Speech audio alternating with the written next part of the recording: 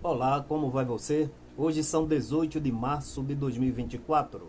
Meus amigos e meus irmãos, eu quero inicialmente pedir-vos desculpa pelo tema que vou tratar aqui, que é um tema meio desagradável, mas que, como a gente trata aqui a vida como ela é, a realidade, a verdade, a gente não pode fugir a essas coisas.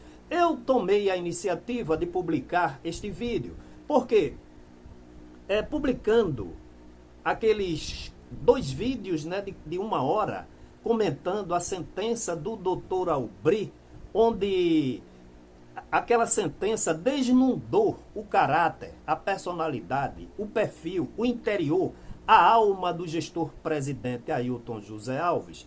E ali a gente falava alguns fatos históricos, dentre os quais um obreiro que já partiu para o Senhor. E uma irmã nos comentários falou o seguinte: eu não sabia que o nosso irmão Sivaldo havia morrido, né? E eu anexei o link do vídeo que trata daquele fato. Mas eu queria, irmãos, para mostrar a realidade da Igreja Evangélica, da direção da Igreja Evangélica Assembleia de Deus, hoje aqui em Pernambuco, eu vou trazer uma realidade nua, dura e crua. Olhem, meus irmãos pernambucanos de todo o Brasil, não adianta eventos, não adianta festividades, não adianta procrastinação de uma decisão que tem que ser tomada enquanto a vida.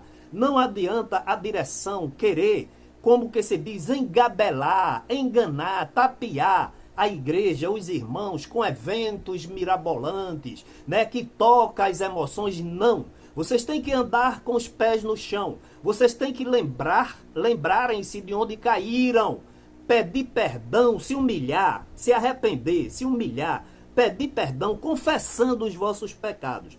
Olhem, irmãos, vejam que contraste tremendo. Não adianta gestor presidente, não adianta ministério, vocês fazerem campanhas e mais campanhas evangelísticas. Não adianta vocês mandarem missionários para conquistarem almas lá fora, pregar o evangelho, se aqui, dentro da igreja, aqui em Recife, vocês estão desprezando de uma forma vil, de uma forma covarde, aqueles que entregaram as suas vidas a Jesus, porque Jesus primeiramente entregou a sua por eles. Então, irmãos, eu quero trazer para vocês aqui três passagens para o Senhor. Passagens de obreiros que foram excluídos, que foram injustiçados. Como diz o gestor presidente, o pescoço foi dissipado do corpo com a bota dele. A minha bota é pesada, grande e larga. Quando eu piso no pescoço, só tiro quando está sangrando. Então vejam aí, ele negando o perdão, ele pedindo a condenação. E não só foi daqueles dois. Vejam do processo. Vejam aí esses três obreiros que morreram distanciados fisicamente da igreja que eles abraçaram e que abraçaram eles, por conta dessa má, dessa diabólica, dessa nefasta, dessa desviada gestão. Então vejam aí inicialmente o obreiro Sivaldo Freitas. Saúde os irmãos com a paz do Senhor. Quero apenas resumir a audiência. O excelentíssimo perguntou, não somente a mim, mas a todos que foram processados pelo pastor Ailton José Alves.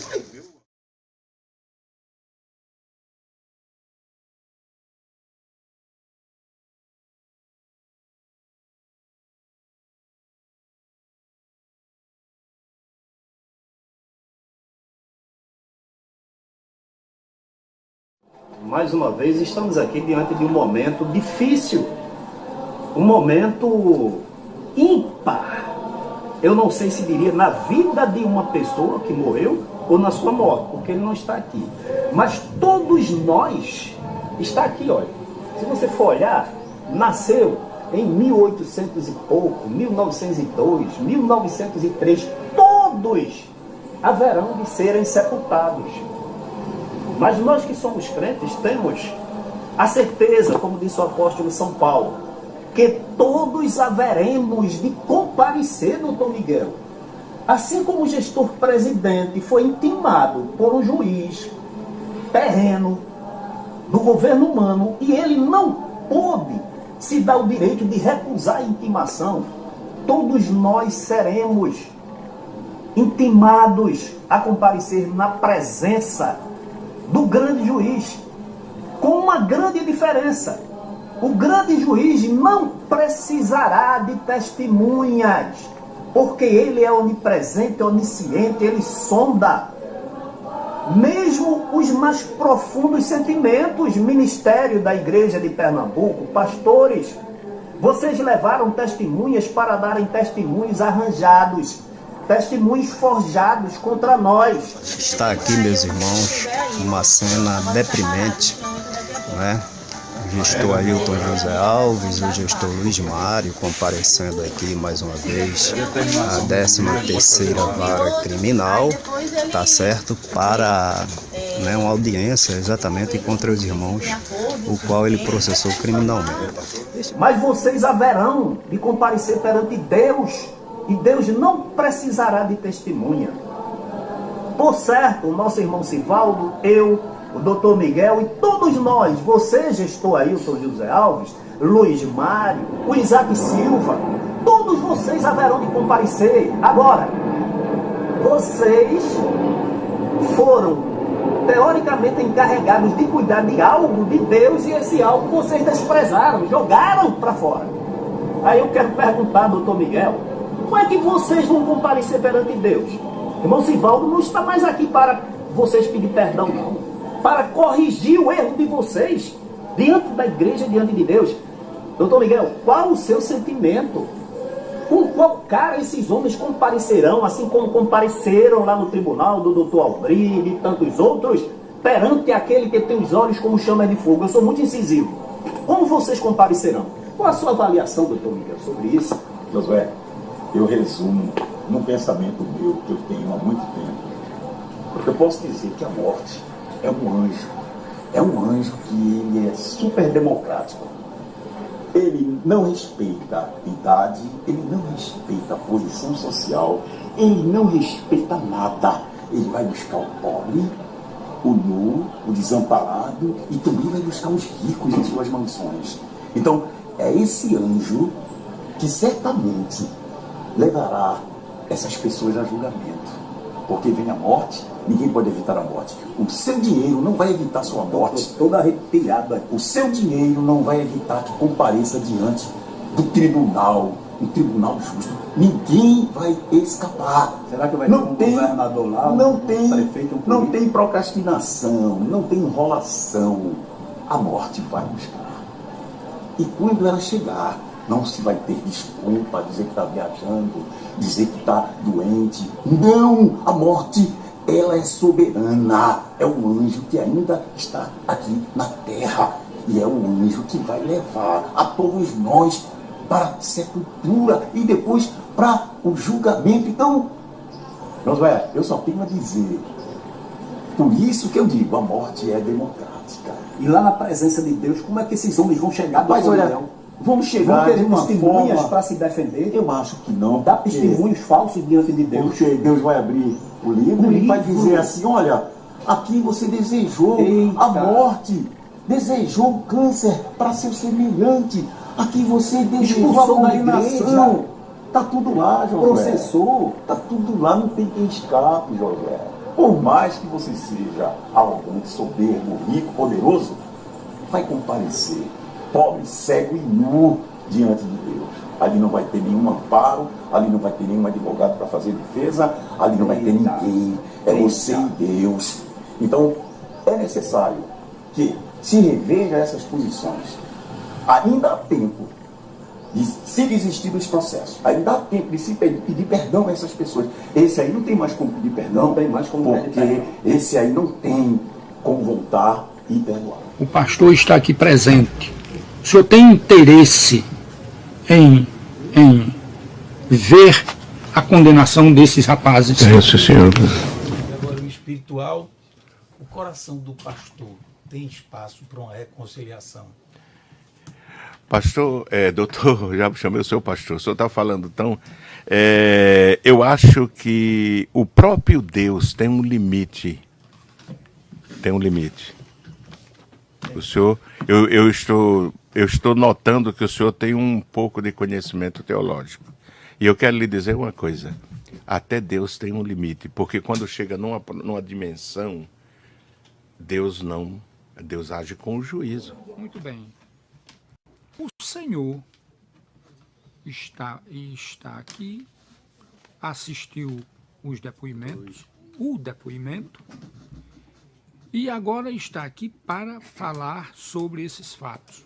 Sim, senhor. Para responder a todos esses questionamentos que lhe serão feitos. Sim, senhor. O senhor tem o direito de ficar calado. Não quero responder a nenhuma pergunta. Ok. E nós vamos respeitar porque é um direito seu. E também dirá, vou responder. Sim, senhor. Quer responder ou ficar calado? Tudo que vier, doutor, dentro do meu alcance e lembrança, eu falo. Muito bem. Vejam agora, irmão, Sivaldo foi em 2022. Em 2021, 2 obreiros. Um conhecidamente, que dava muitos estudos por aí, era o presbítero Manassés. Inclusive, durante todo o seu tempo de afastamento da IEADPE, porque o gestor-presidente o expulsou, e o expulsou porque, vejam só, não percam, amanhã eu vou publicar um vídeo aqui narrando lá no sepultamento dele o fato pelo qual ele foi afastado, disciplinado, excluído da IEADPE. Então ele caminhava de igreja em igreja, de púlpito em púlpito, e ele falava, irmão Josué, eu estou esquecido. E eu até, nos anos 2010, 2011, caminhei com ele para algumas outras igrejas. Mas vejam aí, irmãos, a situação em que morreu este obreiro em 2021. E eu estava lá, conforme vocês veem aí o meu registro. Hoje são 23 de setembro de 2021. Estamos aqui no cemitério de Santo Amaro, tratando-se do sepultamento de mais um presbítero da igreja. Eu encontrei esse presbítero em 2009, 2010, e conversando com ele, ele disse para mim, irmão Josué Augusto, eu estou aqui oprimido, ninguém olha para mim. Aí o José Alves disse que ia botar a bota no meu pescoço, meu irmão aí desabou no choro. Eu estou aqui, meu irmão, ele disse que só tirava a bota do meu pescoço quando sangrasse. E me parece que isso se realizou. O presbítero Manassés era um presbítero atuante em nossa igreja. E assim, né? Depois que foi escanteado, eu vou contar essa história mais detalhada daqui a pouco, mas ele ficava de igreja em igreja, buscando amparo, buscando afeto, buscando apoio. E aqui, olha, é assim que termina, né? Uma história, mais um presbítero que morre nessa maneira de tratar os homens que deram a sua mocidade, entendeu? Há uns 2 anos também sepultei um diácono, a mesma coisa. Esses homens são pisados até sangrar e vão à sepultura com uma mágoa sem fim, irremediável. E o terceiro obreiro, irmãos? Quem não conhece o pastor e cantor Eliezer Rosa? Quem não foi edificado, quem não foi consolado com sua melodiosa voz, inspiradas canções, muitas das canções de autoria do pastor Eduardo Silva. Esse gestor-presidente é um homem cuja administração, me parece, não é verdade, tem um pacto com Satanás. Por quê? Como é que despreza? Como é que expurga? Como é que exclui as vidas, as almas pelas quais Jesus morreu? Só por conta de incompatibilidade ou discordar, ou de ele não gostar, ou dele não gostar desses irmãos. Então veja aí o cantor Eliezer. Eu estava em 2015, por aí, na Ceasa, umas 15 horas. Eu não havia nunca falado com o pastor Eliezer, apesar de conhecê-lo de longas datas. E de repente o telefone toca. Alô, é irmão Josué Augusto? Eu disse, é sim, quem fala? Aqui é o pastor e cantor Eliezer Rosa, irmão Josué Augusto. Ô, meu irmão, quanto tempo eu queria falar com vocês. Eu preciso me reunir com o senhor, com o doutor Miguel, que eu quero palavras dele. Eu quero entrar com um processo contra o gestor-presidente Ailton José Alves, porque esse homem tem me massacrado, me injustiçado, me pisado, segundo ele. Todos os meus hinos, as minhas canções, as minhas melodias, os meus louvores foram proibidos de serem tocados na rádio, na televisão. Irmão, esse homem tem me dado um prejuízo muito grande, irmão. Não somente por esse fato, como por me proibir de estar na igreja que me abraçou e que eu servi ao Senhor Jesus tanto tempo. Eu disse, pastor Eliezer, mas que prazer, meu irmão, olhe, nós precisamos mesmo nos reunir. Eu estou aqui a trabalho, mas lá na frente a gente liga e acerta para ver como é que o senhor vai conduzir essa questão. Tá certo, irmão Josué, foi um prazer, pastor Eliezer Rosa, até logo. E depois eu tentei, falei com ele várias vezes, mas como ele era um homem muito ocupado, irmão Josué, eu estou aqui em Fortaleza, irmão Josué, eu estou aqui no Rio Grande do Norte, e o tempo passou-se e ele não levou a efeito o que ele queria fazer.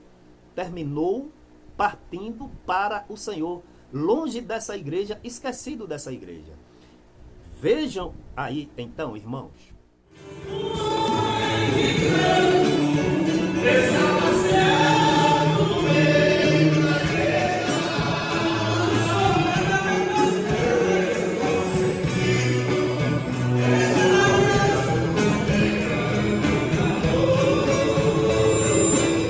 Por que não falar aqui de tantos e tantos outros obreiros? Eu perguntaria, o presbítero Nelson, que morreu como indigente dentro do mato. E não vou muito longe, o próprio pastor Almeida, que tem um depoimento de quase 20 minutos do seu genro, pastor André Barbosa, que era evangelista. Então, irmãos, no final, tem um recadozinho que condensa, concentra tudo que precisa ser dito a esse gestor-presidente Ailton José Alves, juntamente com todos os seus apoiadores desviados, diretores e pastores auxiliares.